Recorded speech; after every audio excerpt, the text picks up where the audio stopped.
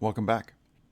Jesus, in his teaching, assumed that fasting would be a normal spiritual discipline for his disciples, especially after he was taken up from them. The early church followed that teaching.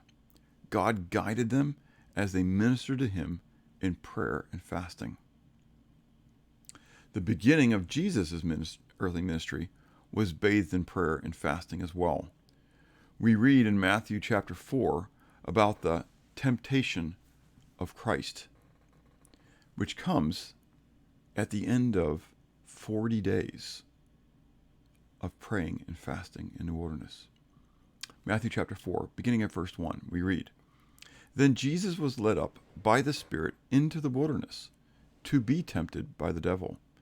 And when he had fasted 40 days and 40 nights, afterward he was hungry.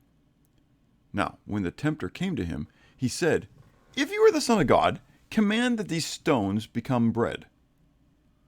But he," that is Jesus, "answered and said, 'It is written, man shall not live by bread alone, but by every word that proceeds from the mouth of God.'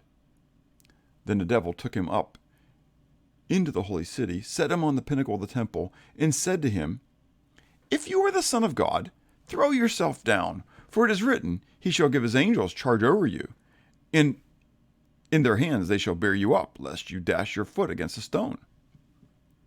Jesus said to him, 'It is written again, you shall not tempt Yahweh your God.' Again the devil took him up on an exceedingly high mountain, and showed him all the kingdoms of the world and their glory. And he said to him, 'All these things I will give you if you fall down and worship me.'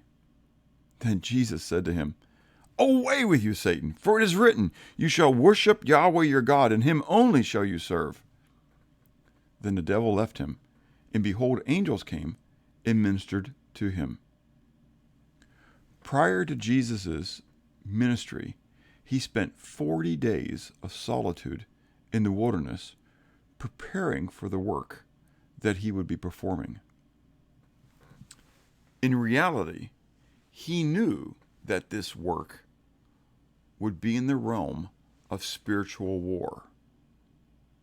And so he prepared for that battle. Satan knew that too. But Jesus was already preparing for the adversary's attack. He was fasting.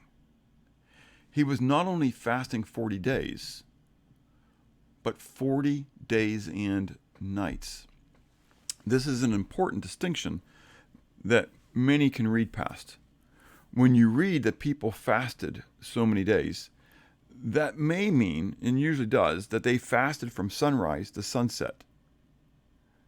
Similar to how Muslims fast as well during Ramadan. But we are told specifically that Jesus fasted 40 days and 40 nights. As we discussed in other prayer exhortations, Jesus was fully God and fully man. As a man, he set an example for us to follow. He prepared ahead of time for the spiritual war. That is what he meant when he told his disciples, quote, "This kind does not go out except by prayer and fasting." They couldn't cast out the evil spirit because they had not been praying and fasting. Jesus was rebuking them, letting them know that they should have already been praying and fasting. And if they had been, they would have had the power to accomplish the task which came before them. Satan tempted Jesus according to each of the three categories of sin that I mentioned yesterday. The lust of the flesh, turn the stones into bread. Remember, Jesus was hungry. Lust of the eyes, all these kingdoms I'll give to you if you bow down and worship me. And in the pride of life, if you're really the Son of God, prove it. Cast yourself down. Show me, and I'll worship you. But Jesus passed every test. Jesus withstood every temptation because he was spiritually prepared. Don't discount it and say, just because he was God. In his flesh, Jesus took the opportunity to prepare himself for the battle that he knew he would face. We fall. I fall.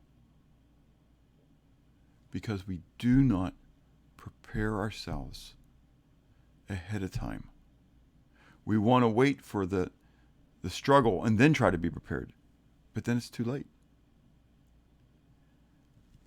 I can't go into the Olympics and lift that 500-pound bar if I haven't been spending time preparing myself for it ahead of time.